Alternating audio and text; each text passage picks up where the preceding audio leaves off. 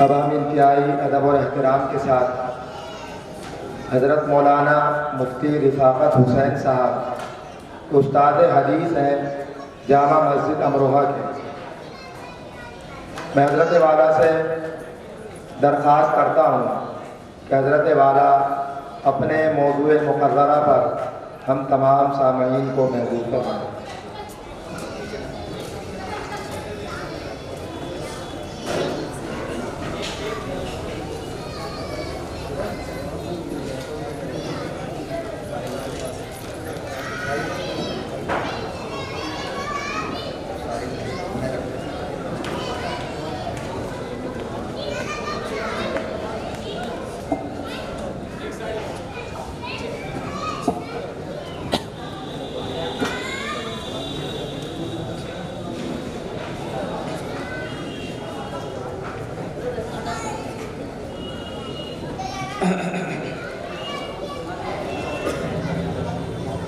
السلام علیکم ورحمۃ اللہ وبرکاتہ۔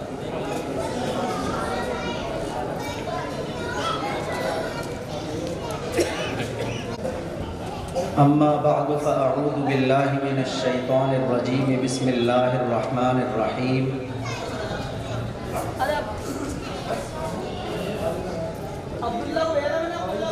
لا تدرکہ الابصار وہو یدرک الابصار وَهُوَ اللَّطِيفُ الْخَبِيرُ۔ وقال تبارك وتعالى أَمْ خُلِقُوا مِنْ غَيْرِ شَيْءٍ أَمْ هُمُ الْخَالِقُونَ أَمْ خَلَقُوا السَّمَاوَاتِ وَالْأَرْضَ بَلْ لَا يُوقِنُونَ۔ صدق اللہ العظیم۔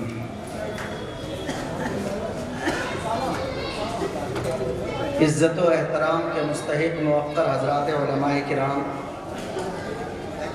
بزرگوں اور بھائیوں، جب تک یہ پروگرام یہاں اوپر والے حصے میں چل رہا تھا تو اس کا لک اور انداز اس قسم کا تھا جیسے سیمینار ہوتا ہے، اور ایسا لگ رہا تھا جیسے واقعی محاضرہ پیش کیا جا رہا ہے، لیکن یہاں آنے کے بعد یہ جلسے کسی شکل اختیار کر گیا۔ لیکن کوئی نہیں، ترتیب کا اور نظام کا حصہ ہے۔ میں بھی کوشش کروں گا کہ اسے وہی حیثیت دوں اور اسی طرح اللہ تعالیٰ توفیق دے کہ گفتگو کی جا سکے، اور آپ بھی اسی طرح توجہ رکھیں گے تو یہ بڑا اہم ترین سا موضوع ہے جس موضوع پر مجھے بات کرنے کا حکم دیا گیا ہے۔ معذرت ہے کہ میں مصروفیات کی وجہ سے ان دنوں اسے باقاعدہ مرتب نہیں کر سکا، یہاں نہیں بھیج سکا۔ میں نے نوٹس لکھ لیے ہیں، یہ موقع ہوگا تو انشاءاللہ اس کو تفصیل سے مرتب کر دیا جائے گا، ان کے نظام میں یہ چیز شامل ہو جائے گی، لیکن فی الحال میں انہی نوٹس کو سامنے رکھ کر اس موضوع پر مختصراً کچھ باتیں آپ حضرات کی خدمت میں رکھ رہا ہوں۔ تمہید ہی میں ایک بات اور ذہن میں رکھیں کہ اس اجلاس کے یا ان محاضرے کے شرکاء میں ایک تعداد تقریباً 50% وہ ہے جو شہر امروہہ کے مدارس کے دورہ حدیث کے طلبہ کی ہے۔ ان سے گزارش ہے کہ وہ بات کو زیادہ غور سے اور توجہ سے سنیں۔ اس کے علاوہ جو یہاں موجود علماء ہیں، مجھ سے بڑے بھی ہیں، سینئر بھی ہیں، سب سے ذاتی طور پر واقفیت بھی نہیں ہے، وہ اپنی عمر کے تجربے اور اپنی علم کی عظمتوں کے اعتبار سے بہت بلند ہو سکتے ہیں، اس لیے ان کی ترتیب میں اس گفتگو کا نام محاضرہ ہے، لیکن میرے ذہن میں میری گفتگو کا نام مذاکرہ ہے۔ میں صرف ایک مذاکرہ کروں گا اور ہم سب کے لیے یہ سوچنے کا موقع ہوگا کہ ہم بدلتے حالات میں خود کو پوزیشن کرنے میں تیار کر سکیں۔ دوسری تمہیدی بات یہ ہے کہ موضوع ہے میرا، اس کائنات کا کوئی خالق ہے یا نہیں ہے، اس پر جو ملحدین، دہریے، منکرین خدا کی آج کل کوششیں چل رہی ہیں کہ وہ بس یہ ثابت کر دیں کہ یہ کائنات کریشن صرف اپنے آپ ہے، اس کا کوئی کریٹر، اس کا کوئی خالق نہیں ہے۔ اس موضوع پر بات کرنے کی ضرورت ان موجودہ حالات میں کس وجہ سے ہے، ہلکا سا اشارہ کر کے آگے بڑھ رہا ہوں۔ اب تک جتنے محاضرات پیش کیے گئے ہیں کل سے لے کے، ان کا تعلق داخلی قسم کے موضوع سے تھا، اور یہ ایک خارجی قسم کا موضوع ہے۔ ہمارے سامنے جو محاضرات آئے ان میں آپس کی جو فرقہ بندیاں ہیں اس سلسلے میں تھا۔ نص کے سمجھنے میں اختلافات ہو جاتے ہیں، آیت کے سمجھنے میں اختلافات ہو جاتے ہیں، حدیث کے سمجھنے میں اختلافات ہو جاتے ہیں، چیز بڑھتی رہتی ہے تو فرقوں کی شکل بنتی چلی جاتی ہے۔ لیکن یہ جو موضوع ہے، میں 5 منٹ لگا رہا ہوں اس وجہ سے کہ ہم یہ سمجھیں کہ یہ کچھ الگ ہٹ کر ہے، اور اس کے بارے میں ہمیں اپنی تیاریاں بھی کچھ الگ انداز سے کرنے کی ضرورت ہے۔ جس کو ہم جاہلیت کا زمانہ کہتے ہیں، قدیم جاہلیت، اس میں بھی انکار خدا تھا، مگر وہ دوسرے نمبر پر تھا۔ اصلاً قدیم جاہلیت میں شرک تھا، یعنی کہیں نہ کہیں اس زمانے کے سماج والے لوگ ایک کریٹر، خالق، ہستی کا کوئی بڑا تصور اپنے دماغ میں رکھتے تھے، لیکن جب اس کو اپنی آنکھوں سے نہیں دیکھ پاتے تھے تو جو مظاہر فطرت ہیں، اس کائنات کی جو بڑی طاقتور چیزیں ہیں جن سے انسان کو بڑا فیض حاصل ہوتا ہے، سورج ہے، چاند ہے، ستارے ہیں، ہوائیں ہیں، پانی ہے، آگ ہے، یہ بڑی بڑی طاقتور چیزیں ہوتی تھیں جن سے انسان یہ محسوس کرتا کہ یہ چیز ہمارے لیے بڑے فیض کی اور بڑے فائدے کی ہے، تو اسی کے سامنے سرنڈر ہو جاتا، سر جھکا لیتا، اور جو اپنے دل کے جذبات وہ خدا کو دینا چاہتا تھا، خدا کے نظر نہ آنے کی وجہ سے ان نظر آنے والی چیزوں کو دینا شروع کر دیا۔ لیکن شرک کا نتیجہ بھی کفر کی صورت میں نکلتا ہے۔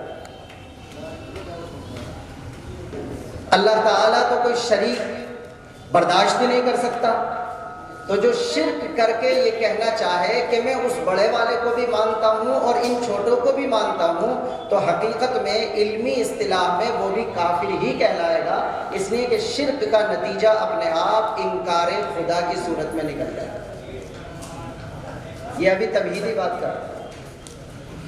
آج جو ماڈرن جاہلیت ہے، جو جدید جاہلیت ہے، اس کا جو تیز ترین حملہ ہمارے اعتقادات پر اور ہماری نوجوان نسل کے ذہن و دماغ پر ہو رہا ہے، اس میں براہ راست اصلاً شرک نہیں ہے، اصلاً انکار اور کفر ہے۔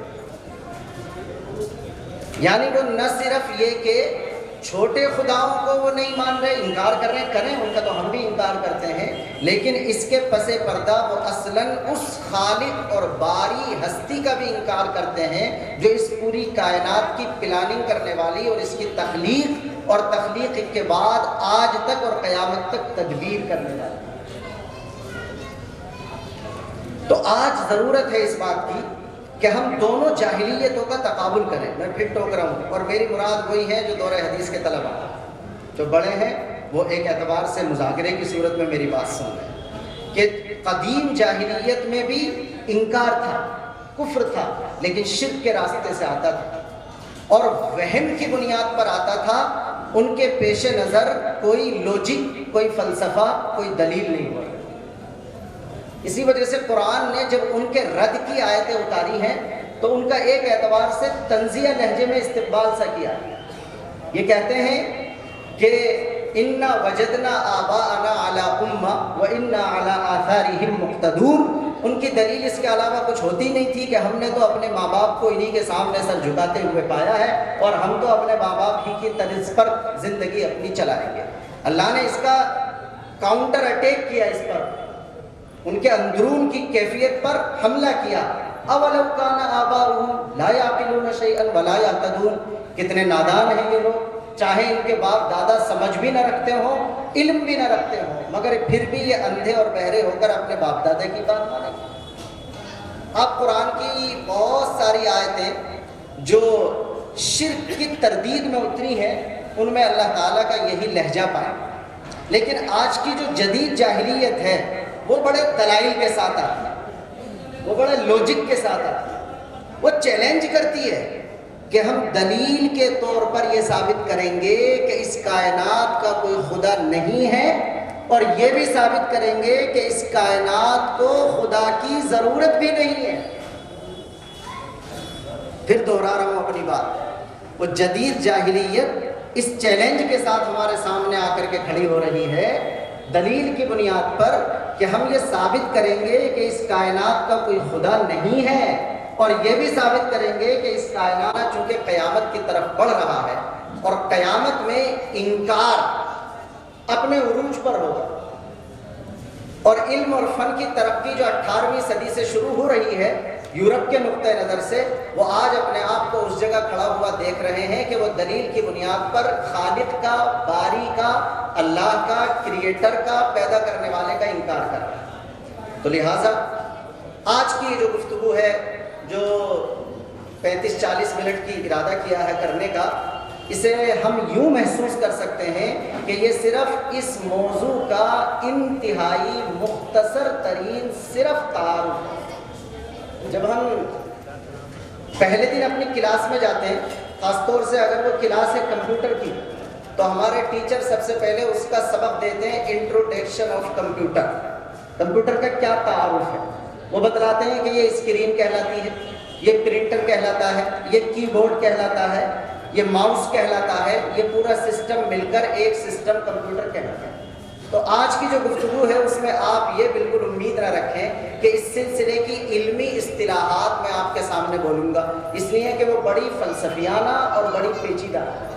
اگر میں ہلکا سا اشارہ کروں تو میں کہہ سکتا ہوں کہ اس کائنات کے کسی خالق تک پہنچنے، نہ پہنچنے، ماننے یا نہ ماننے کے بارے میں جو کتابیں ان 2-4 صدیوں میں لکھی گئی ہیں، ان میں ذات الہ تک پہنچنے کے بڑے بڑے نظریات بھی 4 ہیں: نظریہ فیض، نظریہ عرفان، نظریہ ارتقاء اور نظریہ تخلیق۔ یہ 4 بڑے بڑے نظریات ہیں جن نظریات کے انڈر رہ کر اس پر تحقیق اور ریسرچ کی جاتی ہے کہ کیا واقعی اس کائنات کا کوئی خالق اور مالک پیدا کرنے والا ہے کہ نہیں۔ یہ میں نے صرف نام اس لیے لیے ہیں کہ میں یہ سمجھا سکوں کہ یہ آج کی جو گفتگو ہے یہ تمام و کمال تو کیا ہوتی، یہ مختصر بھی نہیں ہے، بلکہ صرف اس موضوع کا ایک اعتبار سے تعارف ہے کہ ہم اس لائن کے مطالعے کو آگے بڑھائیں اور اس سلسلے میں بھی اپنے نوجوانوں کی اور اپنے نوجوانوں سے آگے نکل کر عام انسانیت کے ذہن و دماغ میں جو اس وقت خلجان ہیں کائنات کے پیدا کرنے والے کے تعلق سے، اس کے بارے میں ہم ان کی رہنمائی کر سکیں۔ نظریہ فیض، نظریہ عرفان، ان دونوں نظریات کا تعلق افلاطونی مکتب فکر سے۔ افلاطون، ارسطو، یہ جو بڑے مائنڈیڈ لوگ کہلاتے ہیں، بڑے جینیس کہلاتے ہیں اور بڑے موجد قسم کا ذہن رکھنے والے لوگ کہلاتے ہیں، یہ جو دونوں نظریے ہیں بیسکلی یہ ڈیپینڈ کرتے ہیں افلاطونی نظریے پر۔ اس کے علاوہ جو اصل جنگ ہے خالق و مالک کی عرفان اور پہچان کے لیے ہے، وہ ہے نظریہ ارتقاء اور نظریہ تخلیق۔ نظریہ ارتقاء کو ترقی کر کے زیادہ مشہور کیا گیا ہے، ہم سب کے مطالعے سے وہ چیزیں یقیناً تھوڑی بہت گزری ہوں گی، جس کے لیے ایک لفظ بولا جاتا ہے ڈاروین تھیوری، ڈاروینزم۔ اس نے یہ ثابت کرنے کی کوشش کی ہے کہ اس کائنات کو کسی خدا کی ضرورت نہیں ہے، بلکہ ایک ہلکے سے ذرے سے اس کی ابتدا ہوتی ہے جو ترقی کرتے کرتے کرتے کرتے کرتے کرتے آگے بڑھتا ہے، اور بڑا مشہور ہوا یہ جملہ اس کا کہ انسان جو اعلیٰ درجے کی ترقی کر کے بنا ہے تو یہ بندر سے بنا ہے، یعنی یہ انسان کے جو نیچے سے کائنات بنتی چلی آئی، یہ ترقی کر کے پہلے بندر کی شکل میں آئی اور پھر بندر سے ترقی کر کے وہ انسان کی شکل میں آیا۔ یہ ڈاروین تھیوری، ڈاروین نظریہ، نظریہ ارتقاء کہلاتا ہے۔ دنیا کے سائنٹسٹ نے، دنیا کے فلاسفہ نے اسی نظریے کو اپنایا ہے اور اسی پر اپنی تحقیقات کو آگے بڑھایا ہے۔ ہمارے پاس اس نظریہ ارتقاء کو اس کی قبر میں دفن کرنے کے لیے اور اس کے مقابلے کا ایک بہترین فطری نیچرل اپنے مزاج کے مطابق نظریہ ہے جو ہمیں خالق تک پہنچاتا ہے۔ اس نظریے کا نام ہے نظریہ تخلیق، اور تخلیق باب تفعیل کا مصدر ہے۔ جیسے علمہ تعلیماً باب تفعیل کا مصدر ہے، اس میں ایک نسبت فاعلی چاہیے جو خلق کرنے والا ہے، اور ایک نسبت مفعولی چاہیے جس کو خلق کیا جا رہا ہے۔ جیسے تعلیم میں ایک نسبت فاعلی چاہیے جو سکھانے والا ہے، اور ایک نسبت مفعولی چاہیے جو سیکھنے والا ہے، ویسے ہی جیسے ہم اس کائنات کا مطالعہ کریں گے نظریہ تخلیق پر، تو منطقی طور پر ایٹومیٹک ایک خالق کا ثبوت خود بخود ہو جائے۔ اپنی بات دہرا رہا ہوں، اس وقت میں ضرورت اس بات کی ہے کہ ہم دوبارہ سے اپنے آپ کو تیار کریں، اور ہم صرف کلمہ لا الہ الا اللہ اور ایمان اور اپنے اللہ کا جو ماننا ہے اس کو بنیادی دلائل کی روشنی میں سمجھیں دل کے ساتھ، اور پھر پابند بنائیں اپنے دماغ کو کہ وہ بھی دل کی بات کو تسلیم کرے۔ اور دنیا میں وہ لوگ جو دل کی نہیں سننا چاہتے، دماغ کی سننا چاہتے ہیں، ان کے سامنے بھی یہ ثابت کیا جا سکے کہ دماغ بھی مجبور ہے کہ اس سلسلے میں دل کی بات ماننے کے علاوہ اس کے پاس کوئی چارہ نہیں۔ تو آج کی گفتگو صرف تعارف ہے، اور میں دلائل کی طرف بالکل نہیں جا رہا ہوں، وقت مختصر ہے اور میں نے تمہید میں ہی بتلا دیا کہ مجھے کیا کہنا ہے۔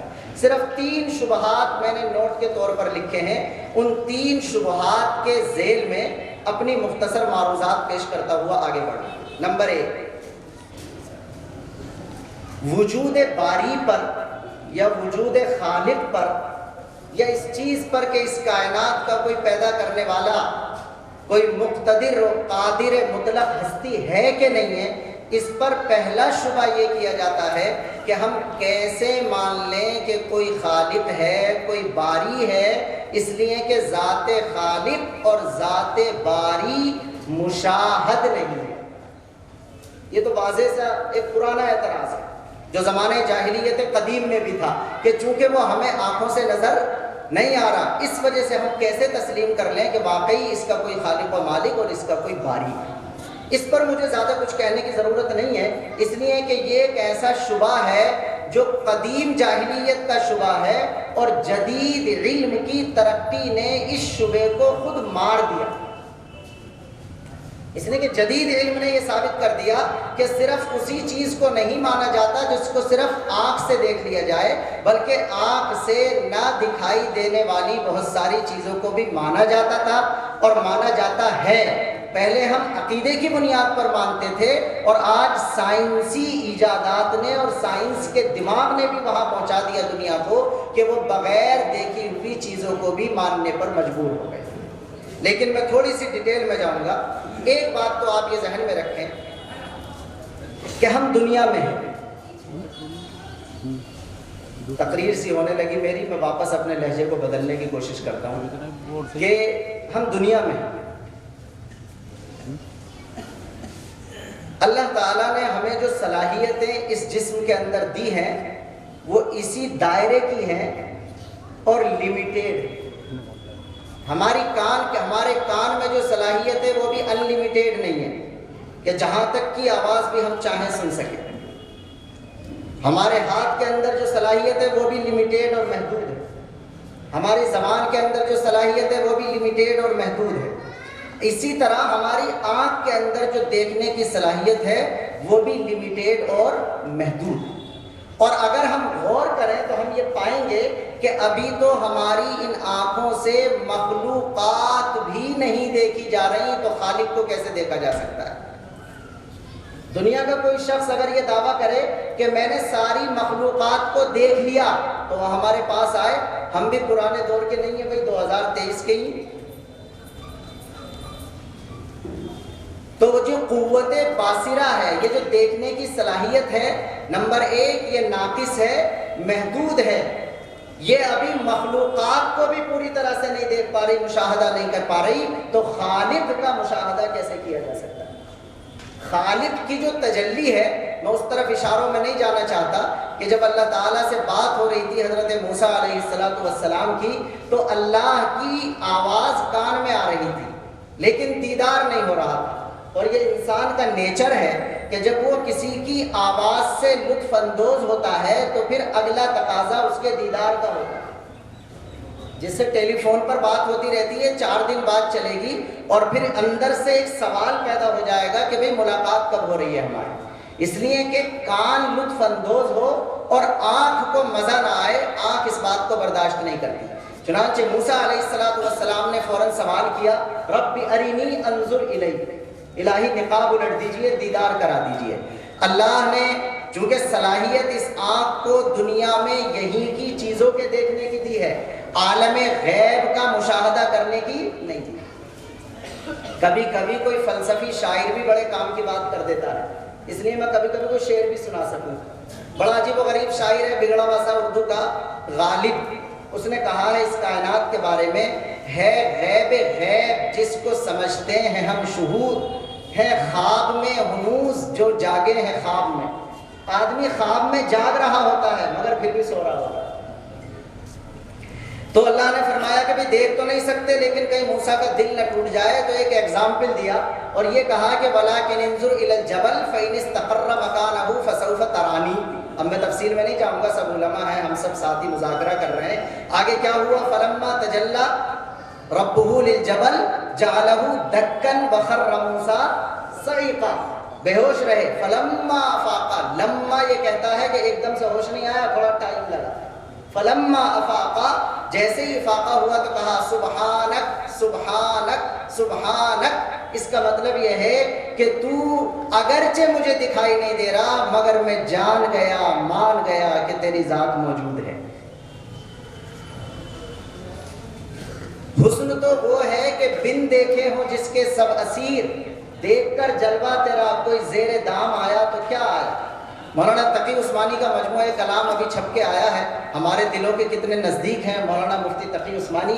ان کی ایک عارفانہ غزل ہے، اس میں وہ اللہ کے بارے میں کہتے ہیں کہ نہاں پردوں میں ہے جلووں کی تابانی نہیں جاتی، نہاں پردوں میں ہے جلووں کی تابانی نہیں جاتی، وہ ہستی خود کو منواتی تو ہے جانی نہیں جاتی۔ اور ایک شاعر نے کہا ہے پیغمبر علیہ السلام کو خطاب کرتے ہوئے کہ ایک دیکھنے والے کا کہا مان لیا ہے، بن دیکھے تجھے ہم نے خدا مان لیا ہے۔ اب میرے ایک لفظ پر غور کریں، وہ طاقت جو ہماری کمزور آنکھوں سے دکھائی دے جائے، وہ کتنی ہی بڑی طاقت کیوں نہ ہو، اتنی بڑی نہیں ہو سکتی کہ خدا ہو جائے۔ پھر سن لیجئے یہ جملہ، وہ طاقت جو ہماری ان کمزور آنکھوں سے دکھائی دے جائے، وہ کتنی ہی بڑی طاقت کیوں نہ ہو، اتنی بڑی نہیں ہو سکتی کہ کیا ہو جائے، خدا ہو جائے۔ اس لیے یہ شبہ کہ اللہ تعالیٰ چونکہ دکھائی نہیں دیتا اس وجہ سے ہم اس کو نہیں مانیں گے، یہ ہمارے اس نیچر کے خلاف ہے اور اللہ کے منصوبے کے خلاف ہے۔ اس لیے کہ اللہ کا منصوبہ ہے بن دیکھے ایمان لانا، الذین یؤمنون بالغیب۔ اس وجہ سے اللہ تعالیٰ نے اپنے دیدار کا نظام کہاں پر رکھا ہے؟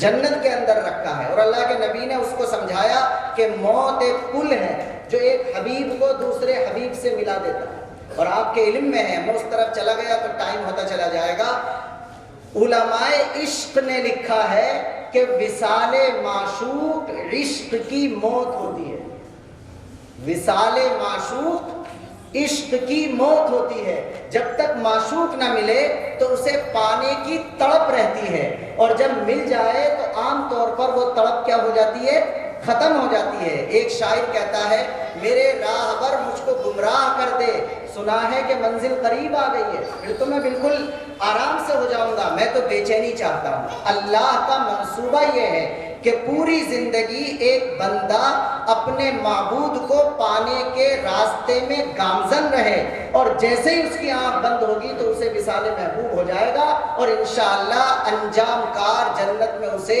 اسی خالق و مالک کا یقینی طور پر دیدار میسر آئے۔ تو یہ شبہ کہ اگر کوئی ذات مشاہد نہیں ہے، دکھائی نہیں دے رہی، تو اسے نہیں مانا جا سکتا، یہ بنیادی علم بھی اس کے خلاف ہے۔ اور آج کی سائنس نے تو بالکل ہی ثابت کر دیا کہ اس کی کوئی حیثیت نہیں ہے۔ وہ 1666 میں ایک سائنٹسٹ آتا ہے نیوٹن نے ثابت کیا تھا زمین کی کشش ثقل کو۔ یہ سب جانتے ہیں جو زمین میں کشش ثقل ہوتی ہے، برسوں سے صدیوں سے لوگ دیکھتے چلے آ رہے تھے کہ جو چیز بھی اوپر اچھالی جائے گی وہ نیچے آ جائے گی، لیکن کسی کی توجہ اس پر نہیں ہوا کرتی تھی کہ نیچے کیوں آ جاتی ہے۔ میں بس ایک ایگزامپل دے کے اس شبے سے آگے بڑھ رہا ہوں۔ تاکہ یہ نہ ہو کہ میں نے اپنی باتیں کر لی، اگرچہ آج تو اپنے لوگ موجود ہیں، لیکن ہم سب کے لیے مطالعے کی ایک راہ کھل رہی کہ ہم صرف مذہبی طور پر ہی اپنے پیدا کرنے والے کو نہ مانیں، بلکہ عقلی، استنباطی اور دلیل اور فلسفے اور لوجک کی بنیاد پر بھی مانیں۔ اس لیے کہ جو مسلمان ہو گیا اسے تو آپ یہ کہہ سکتے ہیں کہ قرآن میں آیا ہے، لیکن ابھی جو کلمہ اسلام کے اندر نہیں آیا اسے آپ قرآن کے حوالے سے نہیں مطمئن کر سکتے، اسے آپ کو عقلی استنباط اور لوجک اور فلسفے کی بنیاد پر مطمئن کرنا پڑے گا۔ تو نیوٹن نے دریافت کیا تھا کشش ثقل کو، یعنی اس نے یہ ثابت کیا کہ زمین کے اندر کشش ثقل ہے، جو بھی بوجھ والی چیز زمین سے اوپر محسوس کی جائے گی وہ فوراً پلٹ کر کس کی طرف آ جائے گی؟ نیچے کی طرف آ جائے گی۔ وہ لوگ جو رب کو اور خالق کو اس وجہ سے نہیں مانتے کہ وہ مشاہد نہیں ہے، تو وہ نیوٹن کے کہنے کی وجہ سے زمین کی کشش ثقل کو کیوں مانتے؟ انہوں نے تو خود اس بات کو تسلیم کر لیا کہ اگر کوئی چیز آنکھوں سے نظر نہیں آ رہی تو یہ نہیں کہا جا سکتا کہ وہ موجود نہیں ہے، بلکہ وہ نمبر ایک ہمارے نقص کی وجہ سے نظر نہیں آ رہی، ہماری صلاحیت کے محدود ہونے کی وجہ سے نظر نہیں آ رہی۔ اور آج سائنس نے ثابت کیا کہ کشش ثقل ہے جو دنیا میں اب اسٹیبل نظریہ ہوتا ہے اور کوئی اس کا انکار کرنے کی پوزیشن میں نہیں ہے۔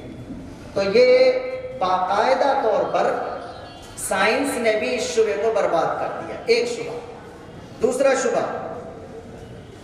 شبہ میں پڑھ رہا ہوں، غور کرنا، جتنا آگے بڑھ رہا ہوں اتنا ہی مشکل شبہ ہے، لیکن آج کی گفتگو میں صرف 3 شبہ۔ شبہ یہ کیا جاتا ہے کہ بھئی کسی خالق اور باری پیدا کرنے والے کو تسلیم کرنے کی ضرورت ہی نہیں ہے۔ بھئی کیوں مانے ہم؟ ضرورت ہی نہیں ہے۔ کیوں نہیں ہے ضرورت؟ اس لیے کہ نظام کائنات قانون طبعی کا پابند ہے اور مشینی سسٹم میں خودکار ہے، اپنے آپ چل رہا ہے۔ دوسرا شبہ یہ ہے کہ اس کائنات کا کوئی خالق ہمیں ماننے کی ضرورت نہیں ہے، اس لیے کہ اس کے پرزے اس طرح سیٹ ہیں، پہاڑوں کا سسٹم ہو، دریاؤں کا سسٹم ہو، تالاب کا نظام ہو، جتنی بھی یہ کائنات ہے اس کا نظام مشینی انداز پر مضبوطی سے جڑا ہوا ہے اور اپنے آپ کام کرتا چلا جا رہا ہے۔ اس وجہ سے ہمیں اس شش و پنج میں پڑھنے کی ضرورت ہی نہیں ہے کہ اس کائنات کا کوئی پیدا کرنے والا خالق و مالک ہے کہ خالق و مالک نہیں۔ اس شبہ کے بارے میں 2-4 باتیں ہم ذکر کرتے ہیں۔ دیکھیے، کمال ہے جس چیز کو ملحد، دہریہ، منکر خدا اس بات کی دلیل سمجھ رہا ہے کہ خدا نہیں ہونا چاہیے، غور کیا جائے تو یہی چیز اس بات کی دلیل ہے کہ خدا ضرور ہونا چاہیے۔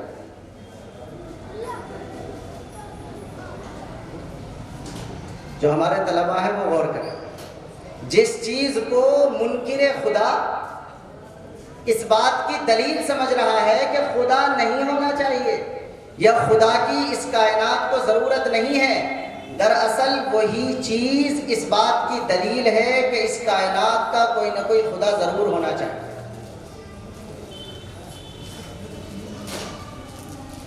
تھوڑا سا بریکٹ لگائیے، ایک بیچ میں بات بتلا رہا ہوں جسے جملہ معترضہ کہتے ہیں۔ شرح عقائد پڑھی ہے ہم سب نے، اور شرح عقائد میں اسباب علم سے شروع میں بحث کی جاتی ہے، اور اسباب علم 3 بتلائیں۔ یہ کمال ہے، کسی بھی کتاب کو میں ان طلبہ سے کہہ رہا ہوں ہلکے میں مت لیجئے۔ آج کی ڈیٹ میں بھی ملحدین کا مقابلہ کرنے کے لیے کتابوں کی شکل میں جو بنیادی کتاب ہمارے پاس ہے اس کا نام الحمدللہ شرح عقائد ہی ہے۔ شرح عقائد ہی اگر صحیح کر کے مضبوطی سے آدمی پڑھ لے، سمجھ لے اور معاصر لہجے اور معاصر زبان میں تبدیل کر کے اس کی باتوں کو بتا سکے تو آج کی ڈیٹ کا بھی کوئی ملحد انشاءاللہ مدرسے کے مولوی سے پیچھا نہیں چھڑا سکتا۔ بس ضرورت ہے اس بات کی کہ ہم اپنے آپ کو اپڈیٹ کیا کریں۔ وہ مضامین پرانے ہیں لیکن ان کو پیش کرنے کی زبان اور لب و لہجہ ہمیں زمانے کے اعتبار سے تھوڑا سا تبدیل کرنے کی ضرورت ہے۔ تو اسباب علم 3 ہیں۔ ایک ہے حواس، جس کو آپ مشاہدات و تجربات کہہ سکتے ہیں۔ دوسری چیز ہوتی ہے عقلی استنباط۔ اب یہاں شبہ ذہن میں رکھیے، شبہ یہ ہے کہ ضرورت نہیں ہے اس کائنات کو کسی خدا کی، اس لیے کہ یہ کائنات اپنے مشینی سسٹم میں قانون طبعی کی پابند ہے اور اسی کے مطابق اپنا کام کرتی چلی جا رہی ہے، اس وجہ سے کسی خدا کو ماننے کی کیا ضرورت ہے؟ جواب بہت آسان اور سادہ سا ہے، بھائی جو چیز بلا وجہ گڈمڈ پڑی ہو اس کے بارے میں کبھی انسان کے دماغ میں یہ سوال نہیں آتا کہ یہ کس نے سیٹ کر کے لگائی ہے بھائی، لیکن جو چیز سیٹ معلوم ہوتی ہے تو فوراً اسے دیکھنے سے سوال پیدا ہوتا ہے کہ بھئی یہ کام کس نے کیا ہے۔ بس یہی مختصر سی بڑی آسان سی دلیل ہے۔ مثال کے طور پر ہم درخت کاٹیں اور اس کا موٹا سا گدھا یوں ہی پڑا ہوا ہو سامنے تو جتنے لوگ بھی گزر جائیں گے کوئی بندہ بھی یہ سوال نہیں کرے گا آپ سے کہ بھئی کس کارپینٹر سے بنوایا ہے۔ طلبہ سمجھ رہے ہیں نا، گدھا پڑا ہوا ہے، 10 لوگ گزر جائیں 50 لوگ گزر جائیں لیکن کوئی بھی یہ سوال نہیں کرے گا کہ یہ کس کارپینٹر نے بنایا ہے، یہ کسی انجینئر نے بنایا ہے، اس پر کسی کا دماغ لگا ہے کہ نہیں لگا ہے۔ لیکن وہی گدھا تختے بنے، چوبے ٹھکیں، سسٹم تبدیل ہو اور یہ ڈائس کی قسم کا بن جائے، میز کی قسم کا بن جائے، دروازہ بن جائے، چوکھٹ بن جائے، تو جو بھی ادھر سے گزرے گا فوراً ان کے ذہن میں اندر سے ایک سوال پیدا ہوگا جو انسان کے مزاج کا ہوتا ہے کہ بھئی کس سے بنوایا یہ میز کس نے بنائی ہے، یہ کون کارپینٹر ہے جس نے اتنا شاندار اس ڈائس کو یا اس میز کو بنایا۔ میں سمجھتا ہوں کہ میں اپنی بات پہنچا سکا کہ جس چیز کو ملحد اس بات کی دلیل سمجھ رہا ہے کہ یہ کائنات اپنے نظام کے تحت قانون طبعی کی پابند ہو کر چل رہی ہے، اسے کسی بنانے والے اور خدا کی ضرورت نہیں ہے۔ دراصل اس کائنات کا بندھے ٹکے قانون کے مطابق ہمیشہ سے چلتے چلے جانا بغیر کسی رد و بدل کے، یہی اس بات کی دلیل ہے کہ اس کے پیچھے کوئی دماغ ہے، اس کے پیچھے کوئی ارادہ کرنے والی ہستی ہے، اس کے پیچھے 3 لفظ بول رہا ہوں، اس کے پیچھے کوئی علم والی ہستی ہے، اس کے پیچھے کوئی قدرت والی ہستی ہے، اس کے پیچھے کوئی ارادے والی ہستی ہے۔ یہ تینوں صفات بھی شرع قائل میں لکھی ہے تفتزانی۔ اس کے پیچھے کوئی علم والی ہستی ہے، اس کے پیچھے کوئی قدرت والی ہستی ہے اور اس کے پیچھے کوئی ارادہ کرنے والی ہستی ہے۔ اس کے علم، قدرت اور ارادے کا فیصلہ ہوا تب جا کر کے پورا کارخانے قدرت اور کائنات اسی کے بتائے ہوئے اور بنائے ہوئے اصول کے مطابق اپنا کام کر رہے ہیں۔ تو جس چیز کو آپ انکار خدا کی دلیل سمجھ رہے ہیں وہ حقیقت میں اس بات خدا کی دلیل ہے، انکار خدا کی دلیل نہیں ہے۔ اسے کہا جاتا عقلی استنباط۔ اسے کیا کہا جاتا؟ عقلی استنباط۔ یہاں بھی بریکٹ لگا لیں، ایک ہوتا ہے فہم اور ایک ہوتا ہے استنباط، دونوں چیزیں الگ ہیں۔ فہم الگ چیز ہے، استنباط الگ چیز ہے۔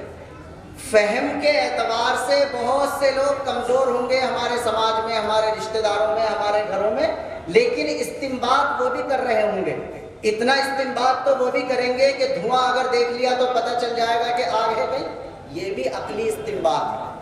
یعنی محسوس اور موجود چیز کو دیکھ کر اس کے پیچھے کسی غیر مرئی اور غیر محسوس چیز کا یقین کر لینا، اسے استنباط کہا جاتا ہے۔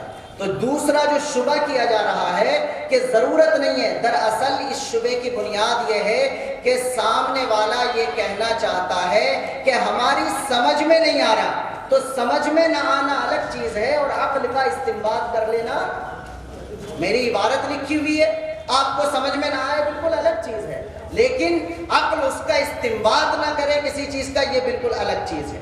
تو اس لیے یہ جو شبہ کیا جا رہا ہے دراصل یہ شبہ الٹا ہے، یعنی حقیقت میں یہ اللہ کے وجود کی دلیل ہے، انکار کی دلیل ہے۔ ایک بات اس شبے کے جواب میں۔ دوسری بات، لفظ اللہ کے بارے میں ڈکشنری اٹھائیے، سب عربی ڈکشنریوں میں لکھا ہوا ملے گا کہ یہ الہن سے بنا ہے، اور الہن کا جو اصل مادہ ہے وہ حمزہ لام اور ہاں ہے، علیہا یعلہ۔ اس کے معنی ڈکشنری میں حیران کر دینے کے آتے ہیں، یعنی کسی کی ذات و صفات کو محسوس کر کے انسان کا عقلی اعتبار سے حیران اور شزدر ہو جانا، یہ دراصل علیہا یعلہ کے معنی آتے ہیں۔ اب ہم سب لوگ یہی سمجھیں، کسی انسان کو اگر ہم زیادہ قابل دیکھتے ہیں تو سر پہ ہاتھ مارتے ہیں، یار کتنا قابل آدمی ہے بھائی، اس نے تو حیران ہی کر دیا۔ میں ہمیشہ مفتی تقی کا نام لیتا ہوں کہ یہ بندہ حیران ہی کیے ہوئے ہے، جس لائن میں بھی دیکھو اسی لائن کا اسپیشل بندہ ہے۔ تو ہم تو کسی انسان کے کمالات دیکھ کر حیران ہو جاتے ہیں اور اپنے دماغ سے اس کی ساری صلاحیتوں کو محسوس کرنا مشکل ہو جاتا ہے کہ یہ ایک بندہ اتنی صلاحیتوں کا مالک کیسے ہو سکتا ہے۔ تو جو کمالات کی جامع ہستی ہے، پھر شرح تہذیب میں چلے جائیے، اللہ علم للذات الواجب الوجود المستجمعی لجمیع صفات الکمال۔ میں یہ نام اپنی کتابوں کا اس وجہ سے لے رہا ہوں کہ اس گفتگو میں یا اس موضوع پر پڑھتے ہوئے کبھی بھی میرے ساتھی یہ خیال نہ کریں کہ انہیں کسی نئے علم کی ضرورت ہے۔ کہیے تو میں قسم کھا لوں کے لیے الحمدللہ آج بھی کارآمد بہترین ہتھیار ہے۔ تو جو اللہ ہے وہ دراصل حیران کر دینے والا ہے، اس کے کمالات حیران کر دیتے ہیں۔ تو جب انسان کے کمالات کی حیرانی ہماری عقل کو ماند کر دیتی ہے تو پھر ہم اللہ کے کمالات کو دیکھ کر کیسے حیران ہیں؟ یہ دوسری بات ہے۔ اور تیسری بات اس سلسلے میں ذرا باریکی سے تھوڑا سا محسوس کریں۔ انسان کے اندر دو صلاحیتیں ہیں، ایک ہے دل اور ایک ہے دماغ۔ تھوڑا سا رک کر کہہ رہا ہوں میں اس بات کو۔ سائنس دل کی حقیقت سے آگاہی نہیں ہو سکتی۔ سائنس نے پوری ترقی کر کے جو ثابت کیا ہے وہ دماغ کو مرکز انسان قرار دیا۔ اس پر کتابیں لکھی گئی، میں مثال بھی دے سکتا ہوں آپ کو کہ بھئی یہ مانا ہے سائنس نے کہ ہمارے ہاتھ کو جو حرکت کرنی رہتی ہے، ہماری زبان کو جو بولنا رہتا ہے، ہماری ناک کو جو سونگھنا رہتا ہے، تو اس کا فیصلہ دراصل کون کر رہا ہوتا ہے؟ اسے کہتے ہیں ماسٹر مائنڈ۔ یہ مائنڈ ہی اصل میں ماسٹر۔ میں اس موضوع میں بات کر رہا ہوں کہ دماغ کے جو بات ہے، اللہ کو عقلی استنباط سے سمجھنا اور اسی پر پابند ہو جانا کہ اگر ہماری عقل میں نہیں آ رہا تو ہم نہیں مانیں گے۔ تو سائنس نے دماغ کو، اور یہ حقیقت ہے، اس لیے کہ سائنس کا دائرہ کار ہی وہ ہے، اس لیے کہ ہم جو انسان ہیں ہماری دو شخصیتیں ہیں، ایک حیوانی وجود، ایک انسانی شخصیت۔ ہمارا جو حیوانی وجود ہے یہ قالب ہے، یہ جو ماں کے پیٹ میں بن رہا ہوتا ہے، نطفہ علقہ مضغہ سے گزر کر کے بنتا ہے۔ لیکن اس میں جو انسانی شخصیت ہے وہ پہلے عہد الست میں ہی پیدا ہو چکی ہے، اور بعد میں جب وہ اس قالب کے اندر آتی ہے اسے نفخ روح کہا جاتا ہے۔ تو سائنس کی پوری بنیاد دماغ پر ٹکی ہوئی ہے اور ہم انکار نہیں کرتے، اس لیے کہ سائنس کا دائرہ ہے دماغ سے احکامات حاصل کر کے ان اعضاء کے ذریعے سے ان کو اپلائی کرنا، ان کو آگے لے جانا۔ یہ انسان کے حیوانی وجود سے کام کرنا۔ میں اس کی مثال دیتا ہوں کہ مثال کے طور پر مجھے یہاں کھجانے کی ضرورت پیش آئی، تو اب یہ جو کھال ہے یہ ہمیں کچھ پتہ نہیں چل رہا۔ میڈیکل سائنس والے اگر یہاں ہوں تو وہ سمجھیں گے اس چیز کو کہ یہاں جیسے ہی مجھے خارش آئے گی تو یہاں سے ایک میسج جائے گا۔ دیکھیں نا، اولا کمپنی کی ہم وہ گاڑی کرتے ہیں تو اسے لکھ دیتے ہیں کہ بھئی ہمیں یہاں سے چاہیے، دلی میں میرٹھ میں پتہ نہیں آیا کہ نہیں آیا، آ گیا ہوگا۔ تو جو قریبی گاڑی کھڑی ہوتی ہے اس کو میسج چلا جاتا ہے اور وہ گاڑی ہمارے پاس آ جاتی ہے۔ انسان کے قالب کا سسٹم دماغ کے ذریعے سے بالکل یہی ہے۔ یہاں اگر کھجانے کی ضرورت ہے تو یہاں سے ایک میسج جائے گا دماغ پر، یہ ہے پاور ہاؤس۔ یہ جیسے ہی یہاں پر میسج جائے گا تو اس کی طرف سے پورا سرکولیٹ ہو جائے گا، وہ میسج سارے لوگوں کے پاس پہنچ جائے گا، ساری انگلیوں کے پاس پہنچ جائے گا۔ اب جو انگلی اس پوزیشن میں ہوگی کہ اس کے قریب یہ جگہ ہے اور وہ وہاں تک جا سکتی ہے تو وہ وہاں جا کر کے کیا کر دے گی، وہ کھجا جائے گا۔ واضح ہو گئی بات؟ یعنی جب ہمیں یہاں خارش ہوتی ہے تو یہ انگوٹھا نہیں آتا کھجانے کے لیے، بلکہ یہ والی انگلی جاتی ہے، اس لیے کہ دماغ نے اسی کو حکم دیا ہے، اسی کو میسج بھیجا ہے۔ لیکن اگر ہمارے یہاں پر کوئی خارش ہو تو کئی مرتبہ ایئرپورٹ سے نہیں لانی پڑتی ہے والی کار، بلکہ اس والے پیر کو میسج آ جاتا ہے دماغ کا اور وہ یہیں یوں کر کے کھجا لیتا ہے۔ یہ ہے انسان کا حیوانی وجود جس کا مرکز دماغ ہوتا ہے۔ لیکن میری بات نہ بھول جائیے گا، میں یہ کہہ رہا ہوں کہ ایسا نہیں ہے کہ خالق کا ثبوت عقلی استنباط سے نہ ہو، وہ ہو گیا۔ جیسے میز دیکھ کر کاریگر کا ہو جاتا ہے، ویسے ہی اس کائنات کا یہ مشینی سسٹم دیکھ کر خود بخود ایک ایسی ہستی کا ادراک ہو جاتا ہے جو علم والی، قدرت والی اور ارادہ کرنے والی ہستی ہے۔ لیکن میں پھر آگے یہ کہنا چاہ رہا ہوں کہ عقل کے ہم محتاج نہیں ہیں اس سلسلے میں، اس لیے کہ ایمان کا معاملہ عقل سے کم دل سے زیادہ جڑا ہوا ہے۔ اسی وجہ سے ہم قرآن کی آیات کو دیکھیں گے کہ جب ایمان کی بات کرتا ہے قرآن تو اس کا مرکز دل کو بتاتا ہے، عقل کو نہیں بتاتا۔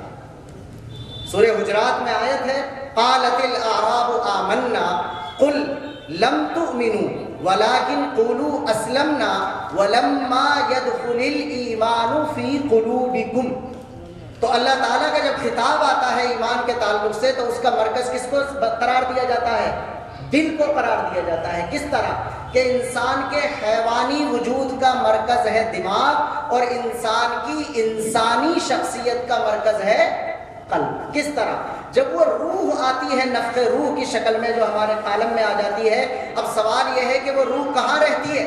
ہمارے پاس کوئی دلیل نہیں اس کی کہ وہ روح کہاں رہتی ہے۔ ایک غیر مسلم نے مجھ سے سوال کیا تھا سفر کے دوران کہ روح کہاں رہتی ہے، تو میں نے ویسے ہی ٹلا دیا، بہت دن کی بات ہو گئی کہ مجھے پتہ نہ تھا کہ بس میں بھی امتحان ہوگا، اس وجہ سے میں یاد کر کے نہیں آیا۔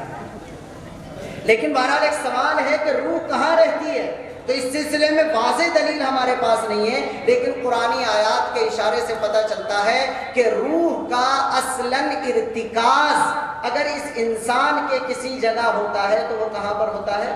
دل میں ہوتا ہے۔ اسی سے آپ دیکھیں گے کہ کئی مرتبہ ہم دماغ کی بات کو الگ محسوس کر رہے ہوتے ہیں اور دل کی بات کو الگ محسوس کر رہے ہوتے ہیں۔ ہم کہتے ہیں دماغ تو نہیں مان رہا لیکن دل سے مجبور ہوں، دماغ تو نہیں مان رہا لیکن دل سے مجبور ہوں۔ اور اس میں اگر آپ الگ الگ کریں تو آپ دیکھیں گے کہ دنیاوی کاروباری مسائل میں مین چیز دماغ ہوتی ہے اور عشق و محبت میں مین چیز دل ہوتا ہے۔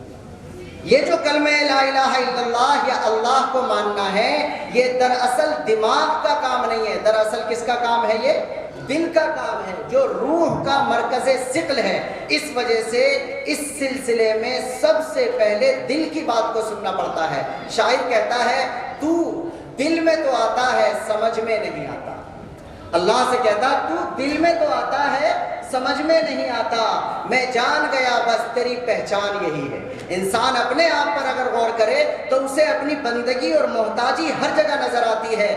میں چیلنج کے ساتھ کہہ سکتا ہوں کہ جو بھی ملحد انکار خدا کرتا ہے اسے خدا کے معبود ہونے میں تو شک ہو سکتا ہے لیکن اپنے مخلوق اور بندہ ہونے میں کوئی شک، اگر اس کے پاس دلیل ہے تو وہ یہ ثابت کرے کہ میں مخلوق نہیں ہوں۔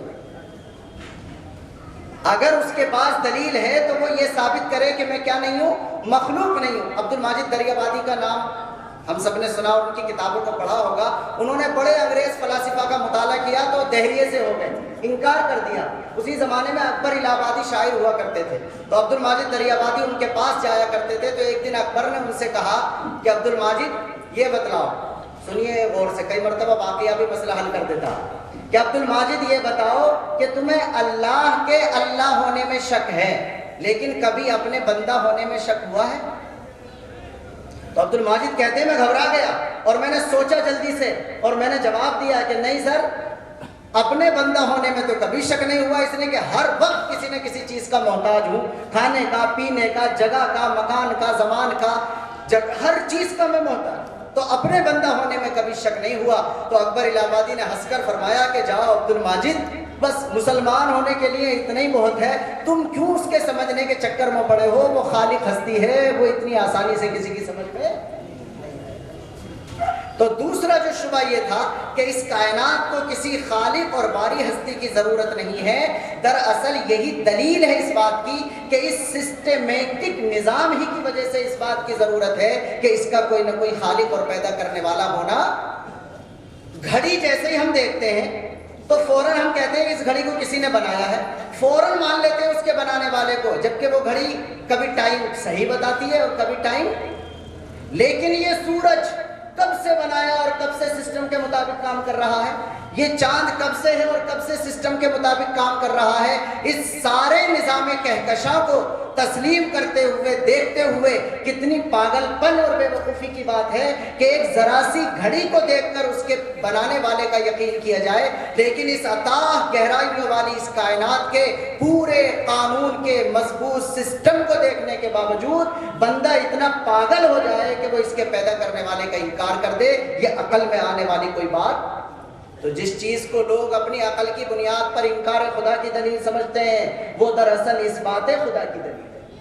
اس سلسلے کو شبے کو ختم کر رہا ہوں آخری بات کہہ کے، ہم کہتے ہیں آپشن لے لو۔ مثال کے طور پر وہ ملحد جو ہم سے بات کر رہا ہے، ہم سب سے پہلے اسی سے سوال کریں گے کہ زیادہ سے زیادہ 3 آپشن ہم آپ کو دیتے ہیں۔ نمبر 1، تم بغیر کسی کے پیدا کیے ہوئے پیدا ہوئے ہو۔ نمبر 2، تم خود اپنے خالق ہو، یعنی تم نے خود ہی اپنے آپ کو پیدا کیا ہے۔ غور کیجئے گا، پہلا آپشن کیا ہے کہ بغیر کسی خالق کے تم مخلوق ہو گئے۔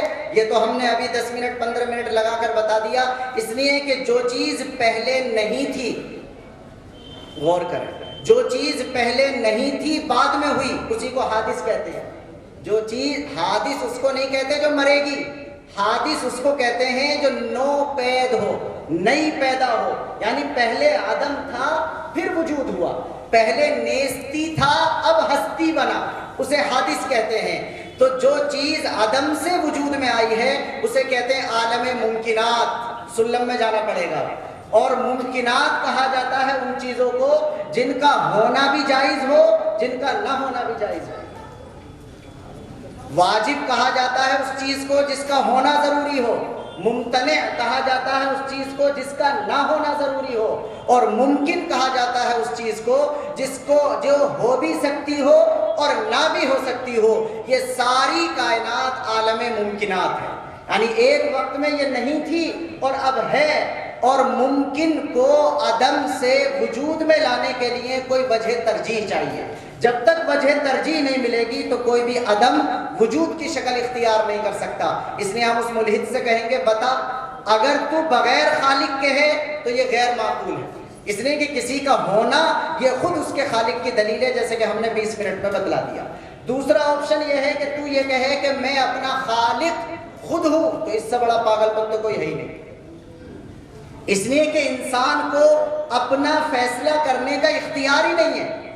جو بندہ یہ کہے کہ میں اپنا خالق خود ہوں، اس سے پوچھئے تو نے چاہا تھا کہ کس علاقے میں پیدا ہونا ہے؟ تو نے چاہا تھا کہ کس خاندان میں پیدا ہونا ہے؟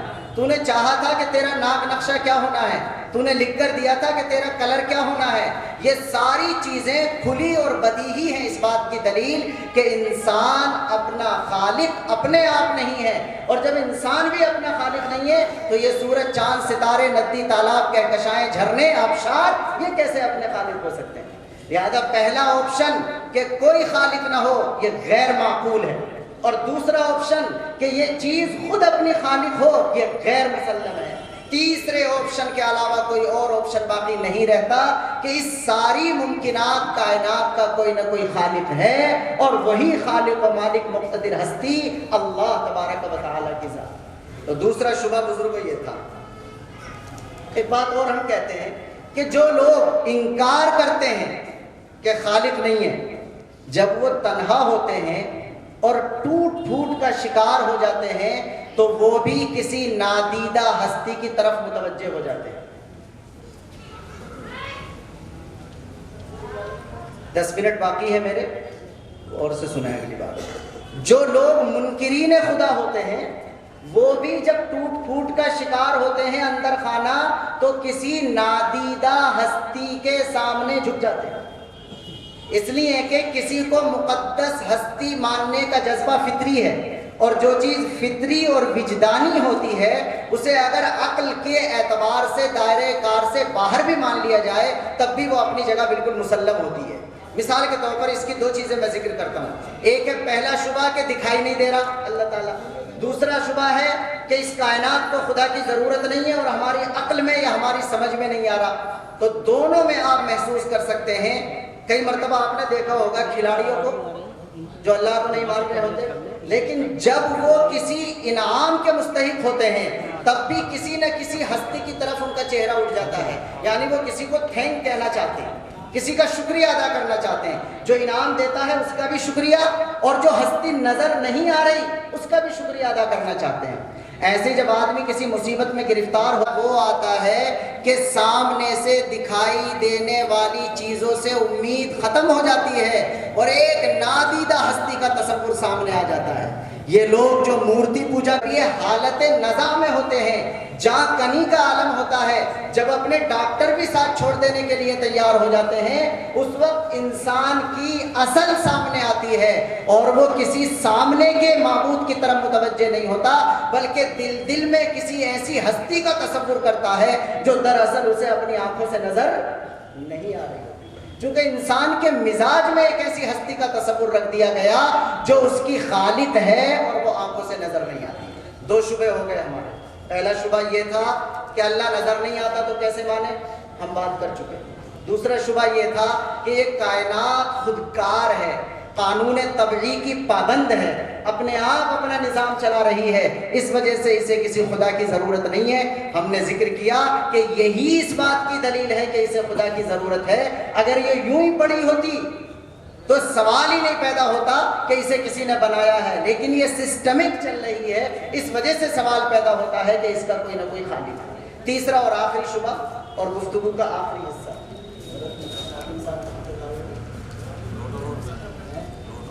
جی حضرت محسن صاحب دامت برکاتہم بھی پہنچنے والے ہیں، میں اپنا آخری شبہ اور اس کے بارے میں بات کر رہا ہوں۔ تیسرا شبہ جو بڑا اہم ہے، جس کو ملحدین ایک دم اٹھا دیتے ہیں، اور یہ اس کا جواب بھی میری پہلی گفتگو میں آ گیا ہے۔ تیسرا شبہ یہ ہے کہ اگر آپ چلتے چلے جائیں گے کہ اس کا کوئی پیدا کرنے والا، اس کا کوئی بنانے والا، اس کا کوئی بنانے والا، تو پھر جسے آپ خالق مانیں گے اس کے بارے میں بھی یہ سوال پیدا ہو جائے گا کہ پھر اس کا خالق کون ہے۔ یہ وہی ہے نا، پھر وہ طلبہ جو ہے سلم والے، وہی تسلسل لازم آ جائے گا۔ یہ موضوع اسی بنیاد پر ہے کہ یہ فلسفے ہی سے حل کرنا پڑے گا۔ آج کے ملحدین کا جواب بھی فلسفے ہی سے دینا پڑے گا۔ تو سوال یہ پیدا ہوگا کہ پھر خالق کا بھی خالق چاہیے، اللہ کے لیے بھی پھر کوئی پیدا کرنے والا چاہیے۔ تو اس بارے میں آخری بات سن لیجئے۔ ہم ابھی بیان کر چکے کہ مخلوق کے لیے خالق چاہیے۔ تعبیر اچھی طرح ذہن نشین کر لیں۔ تعبیر یہ نہیں ہے کہ ہر شے کا خالق چاہیے، تعبیر ہے ہر مخلوق کا خالق چاہیے۔ ہمارے سامنے کوئی بھی چیز لا کر کے ڈال دیجئے، وہ اپنی باڈی لینگویج اور اپنی شکل و صورت سے مطالبہ کر رہی ہوگی کہ میرا کوئی نہ کوئی بنانے والا ہونا چاہیے۔ اس کی شکل دیکھ کر پتہ چلتا ہے کہ اس کا کوئی خالق ہونا چاہیے۔ جس خالق کو ہم نے مانا وہ ممکنات میں سے نہیں ہے، وہ عدم سے وجود میں نہیں آیا، اور وہ مشاہد بھی نہیں ہے کہ ہمیں دکھائی نہیں دے رہا۔ جب تک وہ ہمیں دکھائی نہیں دے رہا خالق چاہیے۔ تعبیر یہ ہے کہ ہر مخلوق کا کیا چاہیے؟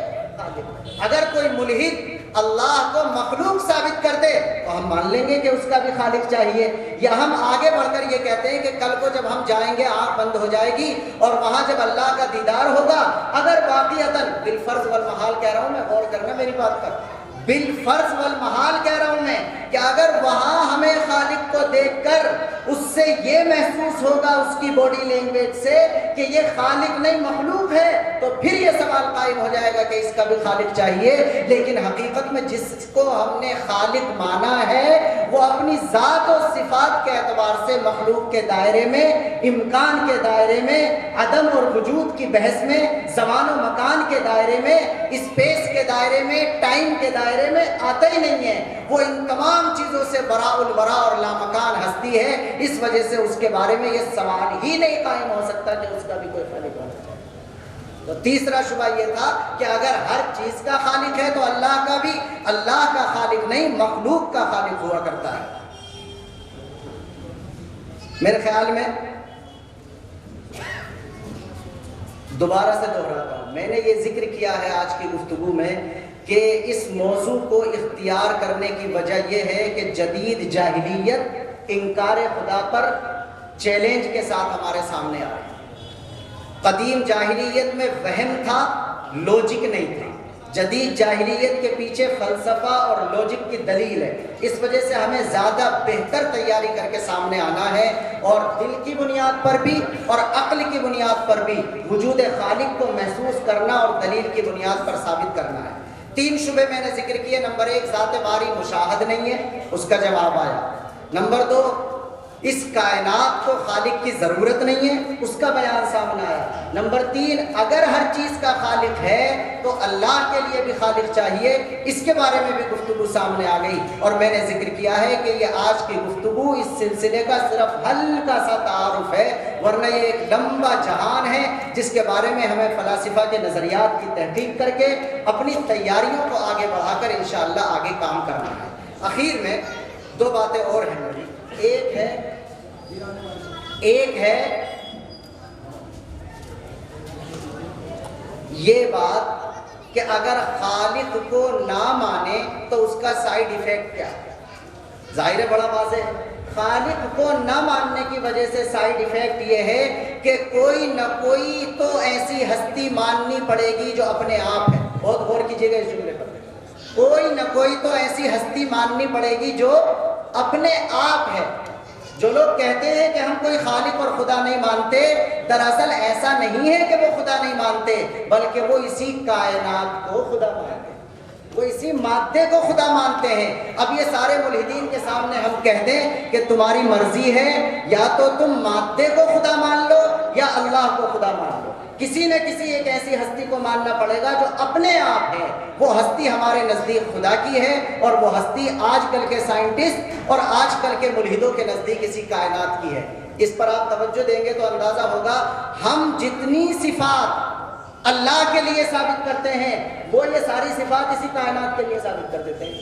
بھئی ہم اللہ کے بارے میں کہتے ہیں کہ وہ خدا ہے، خدا کا مطلب خود بخود ہے، اسے کسی نے تخلیق نہیں کیا، تو یہ لوگ بھی کائنات کے بارے میں ایسی بات کہہ دیتے ہیں کہ یہ بھی خود بخود ہو گئی۔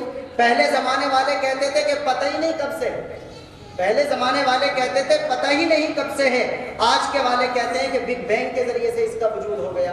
حضرت محتم صاحب دامت برکاتہم تشریف فرما ہوئے، آخری ایک مشورہ دے کے اپنی بات پوری کر رہا ہوں۔ مشورہ یہ ہے کہ نمبر 1، قرآن کا مطالعہ بہت مضبوطی سے۔ میں نے جو بات کی ہے وہ قرآن کا نام نہیں لیا لیکن آیتیں پڑھتی تھی، جتنی بھی میں نے بات کی ہے وہ اس کے ارد گرد ہے۔ لا تدرکہ الابصار وہو یدرک الابصار۔ دوسری آیت پڑھی، ام خلقوا من غیر شیء ام هم الخالقون۔ ایسے ہی شرع عقائد آج بھی ہمارے لیے کامیاب ہتھیار ہے۔ اور آخری مشورہ یہ کہ ہمارے طبقے میں محدثین بھی ہوتے ہیں، متکلمین بھی۔ ہم علماء کو چاہیے کہ متکلمین کا مطالعہ آج کے دور میں بڑھا دیں، محدثین کے ساتھ ساتھ متکلمین کا مطالعہ بڑھا دیں۔